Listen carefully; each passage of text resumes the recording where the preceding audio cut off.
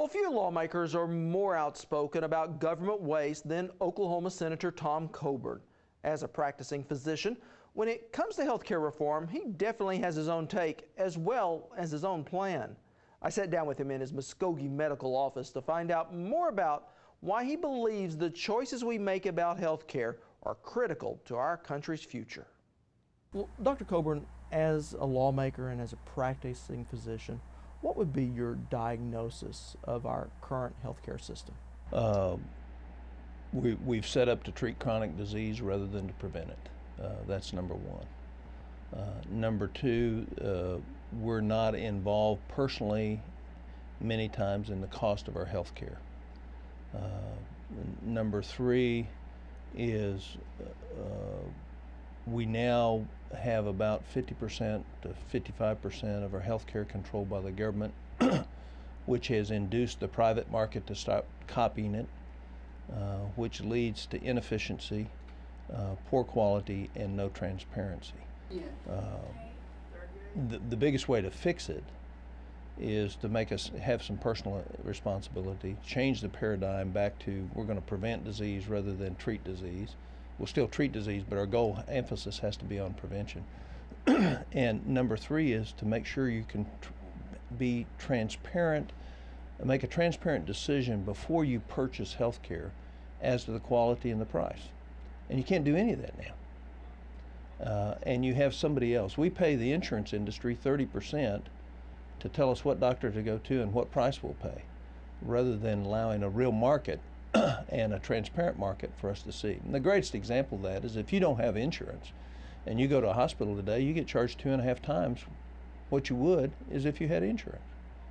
Well, where else does that work in a true market-based economy where those with the least ability to pay get charged the highest price? It shouldn't be that way. And so we have this convoluted system that's based on the tax code that it says your employer can have a tax deduction for your health care, but you can't. And consequently, we have millions of people who are locked in a job, can't leave because they either have a health condition or a pre-existing illness that will keep them from getting insurance somewhere else, so they stay locked. So it's the complete opposite of a market-based healthcare system and a complete opposite of transparency, and it's very, very expensive. And let's expand on that, if you would. Talk about the costs that we're incurring right now as a country and as individuals when it comes to our health care. Well, individually, in this country, we pay about 50% more than anybody else in the world for our health care. And our health care is great. Most of the innovation in the world comes from our private sector health care.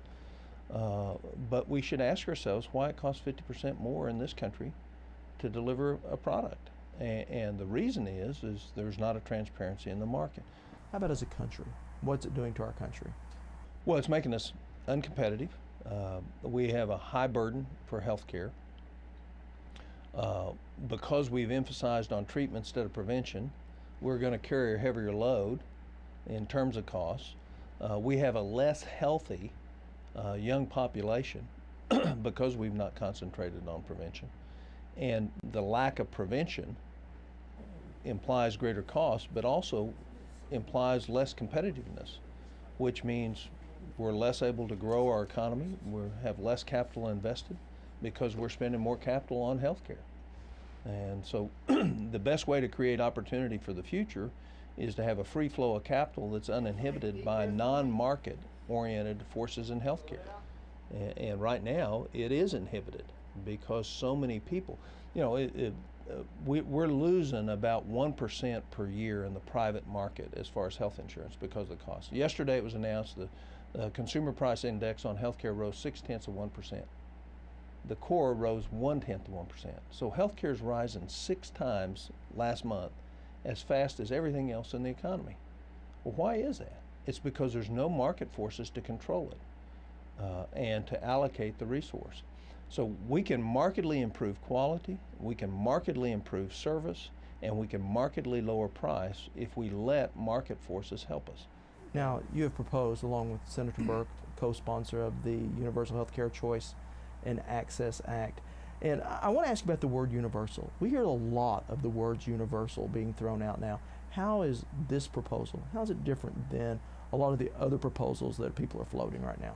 This one says you have personal responsibility. You have to be accountable. The government will offer you a tax credit, but you have to buy your insurance, and here's the credit with which you can buy, and then you have to make choices. And you get to suffer the consequence of those choices in terms of how you purchase. The numbers that come out of that basically are the averages across the country of which you could buy family insurance. And it doesn't raise taxes across the board on anyone. In other words, it just redistributes the tax break we're giving to corporations now to everybody equally. And, and what it is universal access. Doesn't mean universal care. It means you have the access to money to buy care if you want to. The government can't make decisions for us based on personal and compassionate needs. Anytime we try to make the government do that, we fail. So what this says is we'll create an opportunity for everybody in this country to have health insurance for themselves. But they're going to have to contribute, they're going to have to participate, and they're going to have to make good decisions that are good for them if they want that benefit.